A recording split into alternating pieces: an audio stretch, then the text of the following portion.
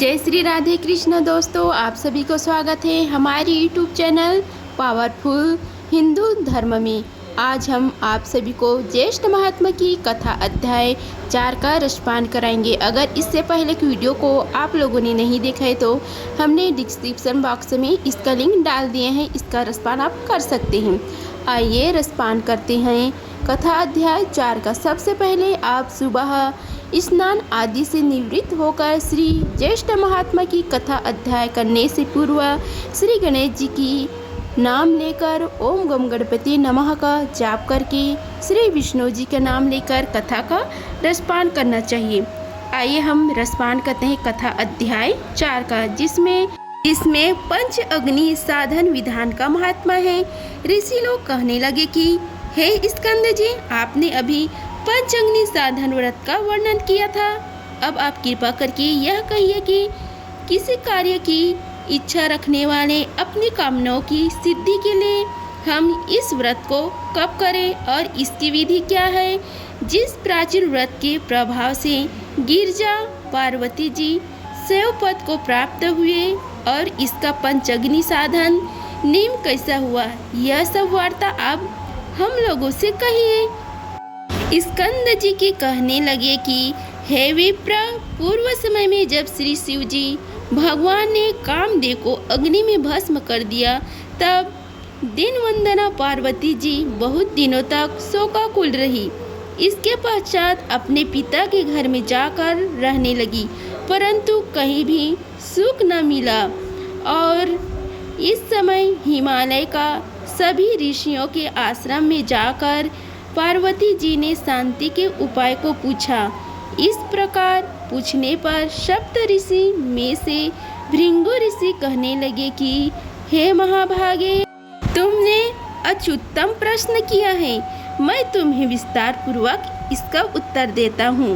ज्येष्ठ मास की तृतीया के दिन प्रातः काल मनुष्य शुद्ध जल से स्नान करे और नित्य कर्म करके शुद्ध वस्त्र धारण कर अपने घर को आई और पूर्ण वचन और पश्चात ब्राह्मणों का पूजन कर समाधियों से प्रदीप्त 4 अग्नियों को करके यथाशक्ति उनका पूजन करें और उन अग्नियों के मध्य भाग में बैठकर सूर्य नारायण की तरफ ही अपनी दृष्टि को, जब तक सूर्य नारायण अस्त न हो, उनकी तरफ ही अपनी दृष्टि को रखे और इंद्रियों को वश में रहकर स्थिर रहे। इस प्रकार के निराहार और जितेंद्र रहकर इस मास व्रत करे। ऋषि के वचनों को सुनकर पार्वती जी अति प्रसन्न हुई और शिव जी के प्रश्नार्थ 12 वर्ष तक इस व्रत को प्रतिदिन मास करती रही। इस व्रत के प्रभाव से शिव जी महाराज मोह को प्राप्त हो गए और पार्वती जी कहा गई ऐसे कहने लगे और उन्होंने समाधि द्वारा पार्वती जी का तपोवनमय होने का निश्चय किया और आप शिव जी महाराज वनचर के रूप में उमा देवी के तपोवन में गए तथा अनेक प्रकार के अमृत के समान मीठे वचनों से उमा देवी को समझाया, परंतु उमा देवी ने उनको फटकार दिया। तब सदाशिव ने अपने वनचर रूप को त्याग कर अपने को शिव रूप में प्रकट किया और पार्वती जी ने जब शंकर भगवान को देखा तो लज्जा के मारे अपना सिर नीचे कर लिया। भगवान शिव ने बड़े आनंद के साथ पार्वती जी को अपनी गोद में करके आलिंगन किया। इस समाचार को सुनकर राजा हिमवान भी वहां पर आ गए और शिव जी से मिलकर विविध उपचारों से शिव जी महाराज का पूजन किया। तब श्री शिव जी महाराज हिमवन और तपोवन के वासियों की आज्ञा लेकर पार्वती जी को अपनी अर्धांगिनी बनाकर कैलाश पर्वत की ओर चले गए। यह व्रत सब कामनाओं को पूर्ण करने वाले अनेक मनुष्यों द्वारा पहले किया गया है तथा यह व्रत धर्म, अर्थ, काम और मोक्ष के लिए श्रेष्ठ साधन है। इति श्री ज्येष्ठ मास महात्म्य पंचअग्नि साधन व्रत विधान 4 अध्याय संपूर्ण हुआ। अब हम आप सभी को सोमवार व्रत की कथा का रसपान कराते हैं। सोमवार के दिन भगवान सदस्य को समर्पित है।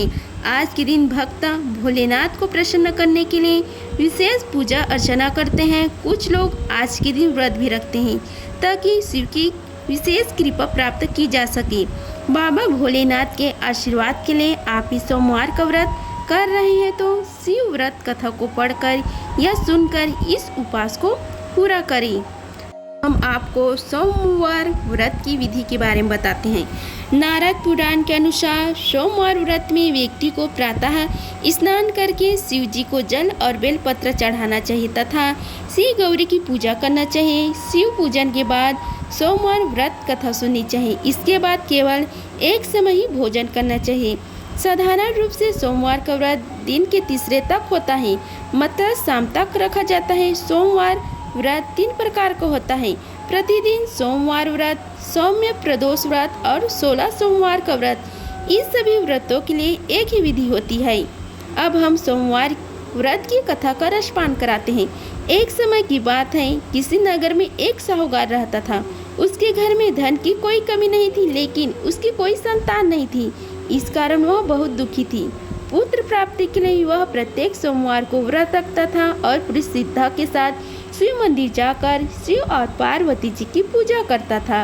उसकी भक्ति देख एक दिन माँ पार्वती प्रसन्न हो गई और भगवान शिव से उस साहूकार की मनोकामना पूर्ण करने का आग्रह किया। पार्वती जी की इच्छा सुनकर भगवान शिव ने कहा कि हे पार्वती, इस संसार में हर प्राणी को उसके कर्मों का फल मिलता है और जिसके भाग्य में जो हो उसे भोगना ही पड़ता है। लेकिन माँ पार्वती जी ने साहूकार की भक्ति का मान रखने के लिए उसकी मनोकामना पूर्ण करने की इच्छा जताई। पार्वती आग्रह पर शिव जी ने साहूकार को पुत्र प्राप्ति का वरदान तो दे दिया, लेकिन साथ ही यह भी कहा कि उस बालक की आयु केवल 12 वर्ष होगी। माता पार्वती और भगवान शिव की बातचीत को सुनकर साहूकार उनसे न तो इस बात की खुशी थी और न ही दुख। वह पहले की भांति शिव जी की पूजा करता रहा। कुछ समय बाद साहूकार के घर एक पुत्र जन्म हुआ। जब वह बालक 11 वर्ष का हुआ तो उसे पढ़ने के लिए काशी भेज दिया गया। साहूकार ने पुत्र के मामा को बुलाकर उसे बहुत सारा धन दिया और कहा कि तुम इस बालक को काशी विद्या प्राप्ति के लिए ले जाओ और मार्ग में यज्ञ कराना। जहाँ भी यज्ञ कराओ वहाँ ब्राह्मणों को भोजन कराते और दक्षिणा देते हुए जाना। दोनों मामा भांजे इसी तरह यज्ञ करते और ब्राह्मणों को दान दक्षिणा देते काशी की ओर चढ़ पड़े। रात में नगर पड़ा, जहाँ नगर के राजा की कन्या का विवाह था, लेकिन जिस राजकुमार से उसका विवाह होने वाला था वह एक आँख से काना था। राजकुमार के पिता ने अपने पुत्र के काना होने के बात को छुपाने के लिए एक चाल सोची। साहूकार के पुत्र को देखकर उसके मन में एक विचार आया। उसने सोचा क्यों न इस लड़के को दूल्हा बनाकर राजकुमारी से विवाह करा दूं। विवाह के बाद इसको धन देकर विदा कर दूंगा और राजकुमारी को अपने नगर ले जाऊंगा। लड़के को दूल्हे के वस्त्र पहनाकर राजकुमारी से विवाह करा दिया गया।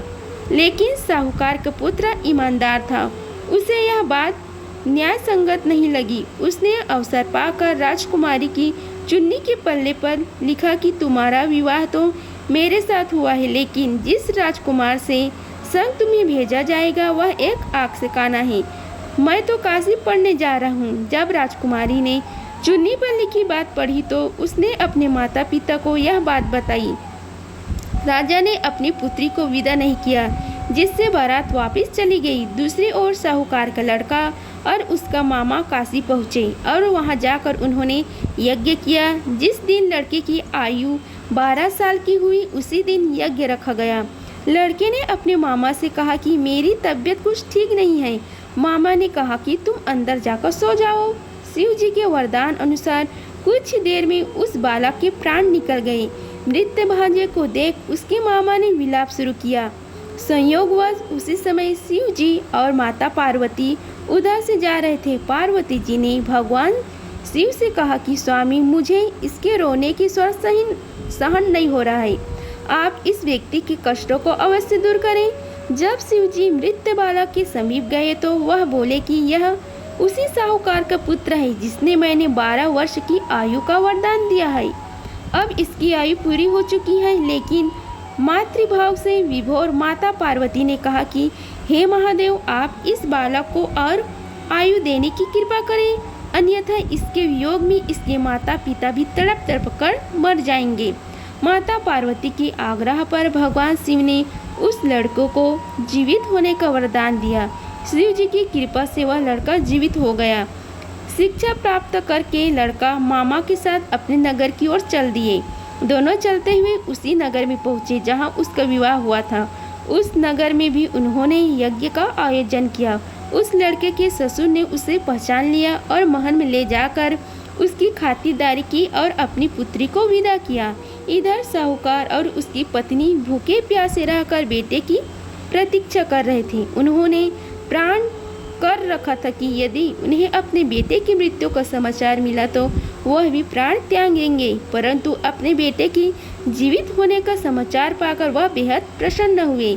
उसी रात भगवान शिव ने व्यापारी के स्वप्न में आकर कहा कि हे श्रेष्ठी, मैंने तेरी सोमवार के व्रत करने और व्रत कथा सुनने से प्रसन्न होकर तेरे पुत्र को लंबी आयु प्रदान की है।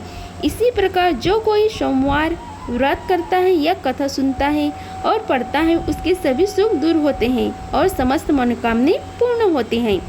अगर आप सभी को हमारी वीडियो पसंद आई होगी तो वीडियो को लाइक कीजिए, चैनल को सब्सक्राइब कीजिए और कमेंट बॉक्स में ओम नमो भगवते वासुदेवाय लिखिए। धन्यवाद। मिलते हैं अगले वीडियो में।